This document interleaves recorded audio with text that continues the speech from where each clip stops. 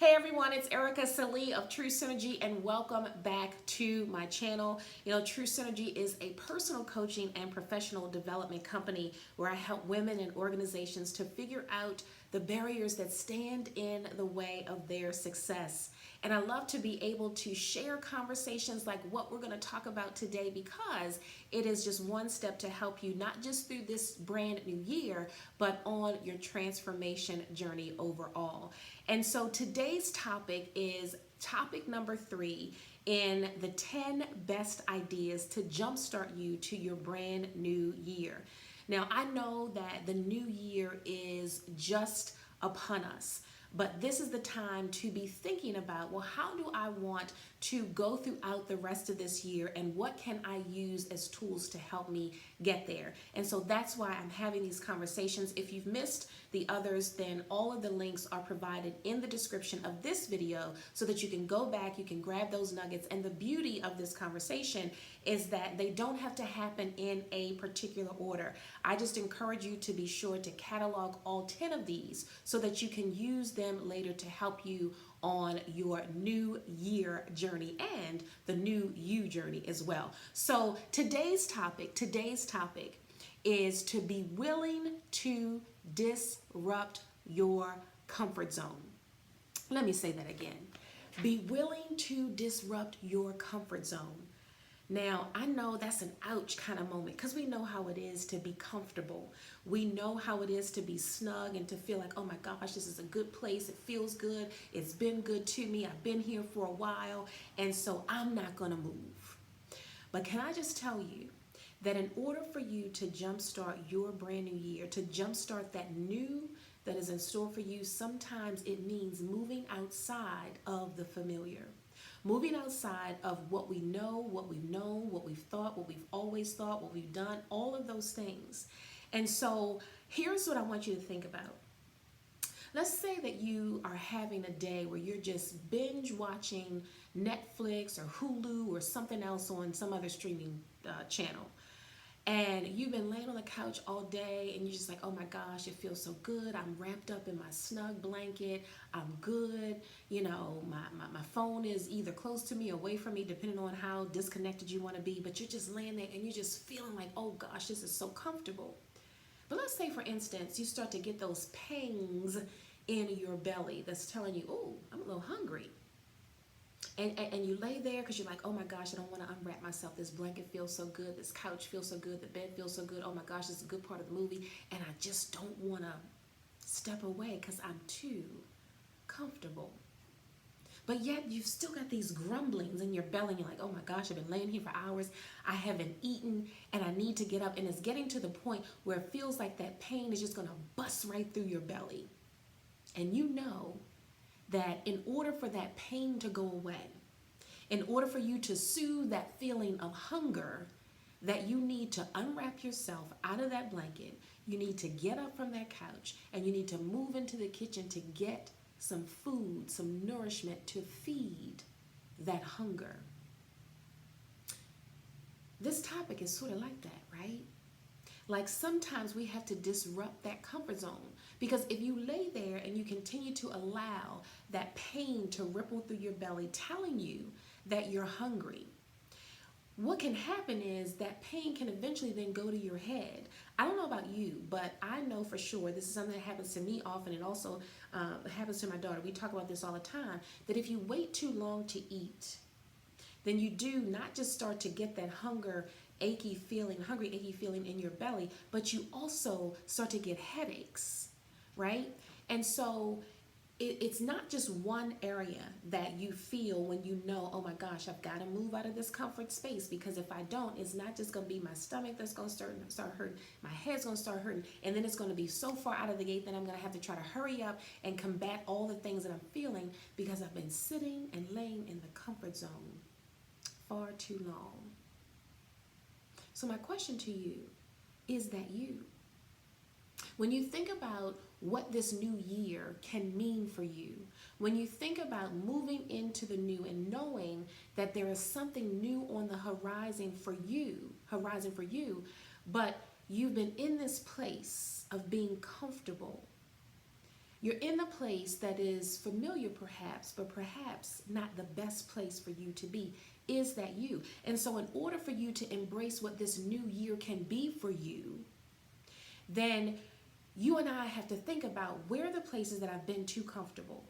Where are the things that, yes, it feels good, okay, this is what I know, and, I'm not used to anything else, so I'm just going to stay here. But all the while, you might be staying here, and you might say to yourself, oh my gosh, but I'm just not happy. I'm not excited about it. Yeah, I'm going and I'm showing up, but it's really not the thing that excites me. It doesn't fulfill me. I don't feel any oomph when I'm there. What more do you need?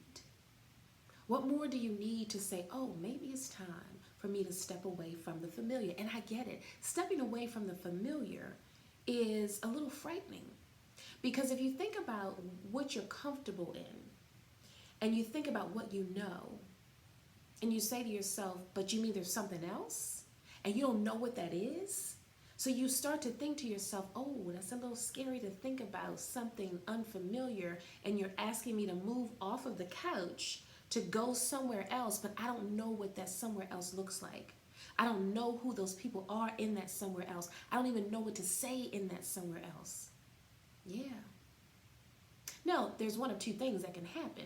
You can say, oh, no, I'm going to stay here on this couch. I'm going to let my stomach grumble. I'm going to let my head hurt. I'm just going to stay here because I'm too wrapped up in this warmth to step out and do what my body is telling me needs to be done. Oh my gosh, you got to feed yourself. That's one option. You can certainly do that. The second option is you can say, okay, wait a minute. All right, so you mean to tell me I've been laying here for a while, I'm snug, I'm wrapped up, but all the while I know, oh my gosh, I'm hungry. I'm thirsting and craving for something more, for something different, something new. Perhaps when you go in the kitchen, you decide to make something that you've never made before. You can take that option and you say, oh, wait a minute, let me just start to peel myself out of my blanket. And I'm saying stomach rumbling, and do you know, I don't know if you heard that, but my stomach just started to grumble. So what does that actually mean? What does it mean when you say, oh my gosh, I've got to move myself out of the familiar. I've got to step beyond the comfort zone, because on the other side of the comfort zone is where the best version of myself is. On the other side of the comfort zone is where that brand new can sit for me. Okay.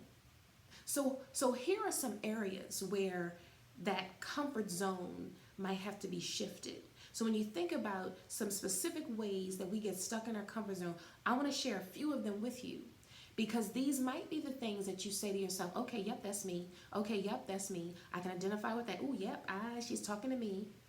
And if that is, then here are some things that you can think about when you say, oh my gosh, if this is an idea for jump-starting me into this brand new year or this brand new version of myself, then let me have it. Give it to me. Have at it. Okay, well, I'm glad you said that. So here is one of the ways that our comfort zone can grip us. And that one comfort zone is the way you think. Is that you? The way you think. So if you say, wait a minute, my comfort zone is the way that I think. Well, yes. So here's how that might show up.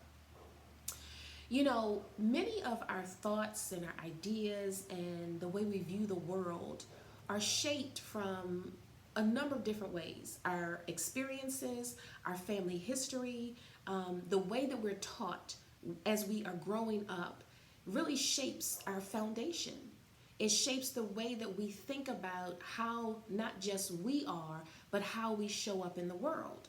And so maybe that comfort zone is you because you're used to thinking in a certain kind of way, just because that's the way that you've known, that's the way that you've been taught.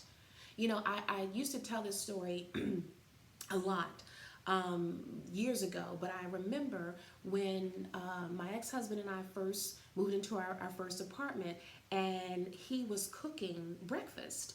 And he was making scrapple. Now, scrapple, if you don't know, it is exactly what it says. It's like all the scraps from the hog and whatever, but it is one of a delicious breakfast staple that many people enjoy. I don't eat it so much now, but back in the day, we were fixing scrapple for breakfast.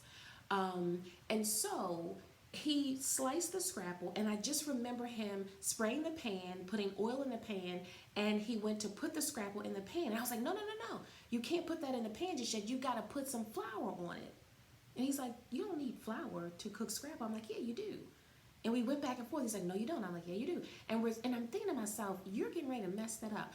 And so he put it in the pan, and lo and behold, it came out just as crispy as I was used to it as I was growing up. So why was I so adamant about this? Because as I was growing up, I used to watch my mother, my grandmother, my aunts, my cousins make scrapple. And what did they do? They slice it and dredge it in the flour and then put it in the hot grease.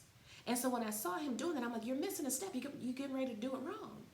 But the reality is that there was two ways to make the same thing. But because I was taught, because that was the way that I grew up, that's what I was used to seeing. That was my belief. And so my way of thinking was that you can only prepare this way. And if you don't do it that way, then it's going to be wrong. You have to throw it away. But the reality was, as I said, nope, that wasn't the case. And so sometimes we get so hung up on the way that we think because that's what we know. That's what we've been taught. And it doesn't mean that, life lessons and things that we've gotten from our family is wrong. It just means that sometimes if we don't think that there is another way, we could be missing out on the very things that could connect us with whatever that best is. So my question to you is, can you think of a way that you've been taught, maybe not even by your family, maybe it is, in your career, or maybe in relationships, the way that you think can be dictated by the experiences that we've had. Perhaps you say to yourself, if you've been in a bad relationship or you haven't been happy, you're like, oh my gosh, this is all there is. And so I'm never going to be happy because I haven't experienced it in a current or previous relationships. And so we start to think in a way that suggests that that's all there is, when if we begin to shift that, then we're moving out of that comfort zone of saying, okay, wait a minute, I'm going to stay in this relationship because it's comfortable, because the only thing that I think is that this is all there is. And so I'm going to limit myself in terms of what is possible for me just because this is the familiar. Or you might be in a situation where you are in a particular job and you say, okay, this is all that I know. I've never done anything else. And so because of that, I'm afraid to step out, even though there's some other things that I'm interested in. There's some other opportunities that are coming my way. And I'm like, oh my gosh, okay, that sounds like, but you're like, but wait, this is comfortable. This is familiar. This is what I know. So I know that sounds good. I know that might be an opportunity for me, but I don't really know all that I need to know about it, or don't know as much about that as I know about this. Does that sound familiar? That the way that you think is your comfort zone. We've all been there at some point or another, when we're processing it to the point where we're just like, oh my gosh, this is what I know, so I'm just gonna stay with this.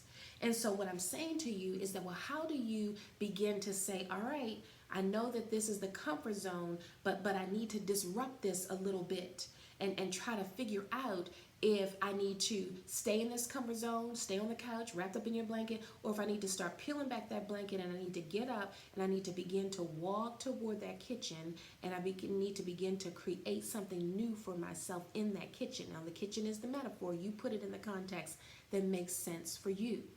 All right? So that's one way that you can be in your comfort zone. The second way, and I'm going to talk more before I move on to the second thing. I'm going to talk more about that whole mindset shift, actually, in tomorrow's segment, right? When I talk about being brainwashed, right? So when you think about that, and you say to yourself, okay, I've got to change the way that I think. All right. So that's the first thing is disrupting that thought process to say there's a new way, a new pattern of thinking that I need to embrace in order to create that new for myself. The second thing is that the comfort zone can be people that you are connected to. People that you are connected to. Now, I get it. We all have a tribe of people, whether that is our family, whether it's coworkers, whether it's people we went to school with, people in our neighborhood that we're used to hanging out with. We have people that we are connected to. And those connections can come through a number of different avenues. Um, However, sometimes that group of people or those connections can cause us to, yes, be comfortable, can cause us to, yes, I can stay here and I can be connected to you because I can relate to you. But it may be a group of people that really don't serve you well when it comes to you stepping out to do something new. So when you talk about, well, how do I jumpstart this brand new year? Ask yourself, are the connections and the people that I have so much in my comfort zone that I'm willing to stay here and be in this space and not want to move forward and make new connections, to be exposed to new people who perhaps have new ideas, new ways of thinking. There it is again. So the question is, and I know it's hard, it's not easy to disrupt relationships. It's not easy to disrupt relationships because you don't want to hurt people's feelings, and you don't want people to say, oh, well, you don't have time for us anymore, or are you too good to hang out with us anymore? And it's not that you're better than someone else. It's not that you're saying, oh, yeah, I am too good to hang out with you. No, that's really not the message that you want to send. But it's really about you wanting to do something better for yourself. And sometimes it can be perceived as, oh, she don't want to be with us, or he don't want to hang out with us. And it's like, there's nothing about you, but it's just about me. It's about what I need to get in order to feed me, to take advantage of this brand new opportunity that I have in this year to connect with new people. Now, let's use this as an example. So let's say, for instance, you want to start a business, or you want to write a book, and you have friends, your circle of friends that you're hanging out with, and you're like, oh my gosh, you guys have been buddies for a long time. You've gone to school together. Perhaps you were in each other's wedding. You went on vacations together, all of these things. And when you start talking about the fact that you want to do these new things, you want to just expand yourself, you want to move into a place of fulfillment, and you know that fulfillment looks like, okay, you know what, I'm going to start my own because I have gotten enough skill, I've gotten enough experience, I've been doing this on the side, and so now I want to venture out and I really want to do this for myself because I feel like that's my calling, that's my passion. And you start having this conversation with your circle of friends that you go to school with, that you go on vacations with, you've been at each other's weddings, you've been at each other's houses, you celebrate birthdays, holidays, any days together. And you start having these conversations with your group of friends. And your group of friends are secure in their jobs. They've been on their jobs for, 5, 10, 15, 20 years, and they're comfortable, they've advanced, they've been promoted, and they've done all of these things. And you come to them and you say, I want to start my own business. And they're looking at you saying, what do you mean you want to start your own business? Why would you want to do that? Well, why don't you just stick with your good job? You've got benefits, you've got, vacation days, you've got a consistent salary, and, why would you want to do that?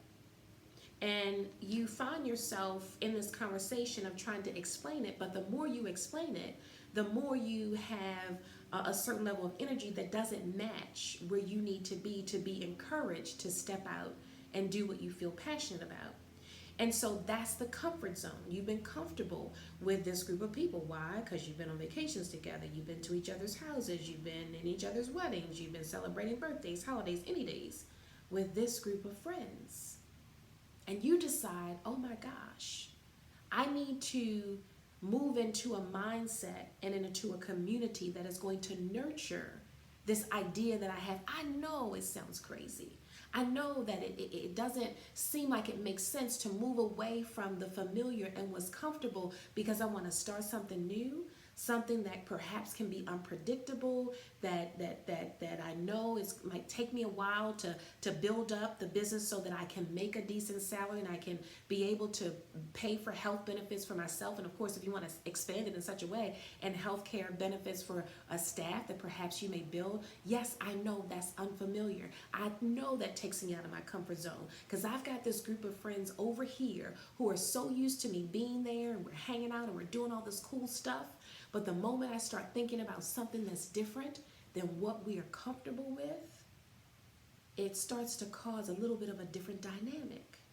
And it doesn't mean that you don't care about or still want to do those things with those friends because you're comfortable, because you've established that type of relationship. It just might mean that you have to move into a different kind of space. Now, let me tell you how that can be. Sometimes when we think about disrupting the comfort zone with people that we're connected to, sometimes that can mean one of two things. It could mean that you decide you have to totally sever that relationship or those relationships and move completely out of what's comfortable because it really no longer serves you. If it becomes toxic and people are just like, oh, well, you're crazy for wanting to do that. And, if you do that, then that means we're not going to have time to hang out and do all the things. And so you might feel like, yeah, that feels a little toxic. So I have to step away completely. Or it might be the type of disruption of the comfort zone that is only a partial disruption.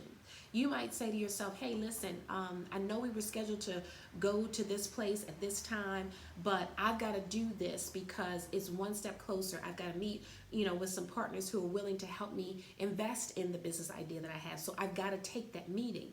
So it might mean that you're only adjusting and you're only stepping partially out of the comfort zone, where before you might be fully engaged to go on and do and be and hang out and do all the things that you were used to doing, but this is the thing that could move you one step closer. So stepping out of that comfort zone and moving into something that's familiar, having conversations with people that you don't know, that you have to establish relationship with, perhaps are in a whole different line of experience and business and even financial stability than you are. That's stepping outside of your comfort zone, because you might say to yourself, ooh, I'm not exactly where they are, and so you might not feel comfortable. You might be a little awkward, but you know that this is a thing that could connect you closer to where you want to be than being in the comfort zone. Okay, so that's the second thing. So the first thing was the comfort zone of the way you think. The second was the comfort zone of the people that you're connected to. And then the third thing is the comfort zone of the things that you do. And say that again. The comfort zone of the things that you do. We all have our habits. We have certain things that we're just used to, we're familiar with. And that is really a mark that identifies who we are based on the things that we like to do. But at the end of the day, some of those things might be, oh, this is so much of my comfort zone that it's not allowing me to even expose myself to what could be better for me, what could help me to jumpstart into what this new thing looks like. And so when we think about our actions, or in some cases our inactions, like sometimes we don't do certain things because we're like, oh no, I can't do that because it's not comfortable. I've never done it. It's almost like, let's say for instance, if you want to go back to school and get a certification or a particular degree, and you say to yourself, oh my gosh, but I'm too old to do that, been there, done that. But this would really help me to get to a next, whether it's a next in your job or whether it's a next in your business. And you say to yourself, oh, but I'm such and such age old, and I don't think that I should do that because I'm too old. And so you don't do it because you've already, here comes again, the thought process around, oh my gosh, I'm too old to do this. And so you allow that to then shift you and keep you in that comfort zone of, well, I'm just not going to do it. Or maybe, just maybe, you're the kind of person who, when you go to, say, a networking event, and you are not comfortable going by yourself. You're not comfortable walking up to someone in the room and saying, hello, my name is Ericka Sallee. I'm the owner of True Synergy. I help women to do blah, blah, blah, blah, blah. You're not comfortable doing that. As a result of I'm pleased to meet you. Tell me about you. Like, that is not your comfort zone. But in order to get to a next, whether it's a next conversation that could lead you into something that you're interested in, or whether it's just even saying to yourself, you know what, I am good enough to walk into a room and begin to have a conversation with people. That's out of my comfort zone, but it's helping me to own up to who I am and to know that I'm just as good as anybody else in this room. So when you think about the things that sometimes hold us back, It is everything that's familiar. I want to say it again. When you think about the things that sometimes hold us back, it's everything that is familiar. Now, I'm not saying that it's not important for us to be able to have things that we're familiar with, because we need to have that space that we can go to that is familiar, so that when we do begin to step out and do things and have conversations with people, and we're starting to move into the realm of our dreams, that we have a comfortable place to come back to, because that might be where we get our energy. That might be where we get our restoration and our replenishment. So I'm not saying that we don't need the comfortable, but what I am saying is that when it begins to hold us back from stepping outside of ourselves so that we can be the best version of ourselves, that's when we have to reassess, reevaluate. And so when you think about all of these things that I've shared, the comfort zones of the way you think, the people you're connected to, and the things that you do, you might say, okay, well, once I identify all of those, and that's what I want you to do. I want you to take some time. When you listen to this, I want you to write these 3 things down. I want you to say to yourself, okay, one of my comfort zones, the way that I think. The second comfort zone, the people that I'm connected to. The third comfort zone is what I do. You may even identify some other comfort zones. Okay, maybe you have a comfort zone about what you eat. It's comfortable to have all that comfort food, all the stuff that perhaps has, lots of sugar, lots of sodium, lots of fat, all of that. That might be the comfort zone because that's what you know, that's what you've grown up with. But that comfort zone might not be the best thing for your body. So that might mean you have to step outside of what you're familiar with to embrace something new, because that's the best for you and will help you to create the best you. Maybe it's more fruits and vegetables. Maybe it's more water. Maybe it's less sugary snacks and things of that nature. For me, I will tell you that over the last few months, one of the things that has become important to me is eating more of a plant-based diet. What was comfortable for me was eating different kinds of food that were not plant-based. And I'm not knocking that or saying that, if someone else chooses a different type of diet that is something wrong. I'm just saying, for me, I had to step outside of my comfort zone to explore some new things that I'm actually having fun with.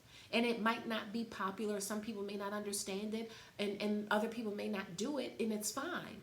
But stepping outside of the comfort zone might mean that it's a disruption to the things that you're used to, the comfortable things.